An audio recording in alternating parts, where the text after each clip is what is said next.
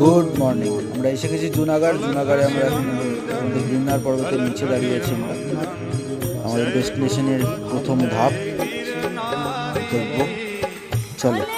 প্রথম এক মন্দির যেখানে প্রণাম করে গিরনার পর্বত ওঠে, তো আমরাও এটাকে প্রথমে দেখে তারপরে গিরনার যাব। এই রাস্তাটা সোজা যেটা যায় সেটা ভাবনাথ টেম্পল, এবং উপরে পাহাড়ের উপরে যে মন্দিরটা ছোট্ট মতন দেখা যাচ্ছে সেটা হচ্ছে আমাদের সতীপীঠ, 51 সতীপীঠের এক পীঠ আম্বাজি মাতার মন্দির।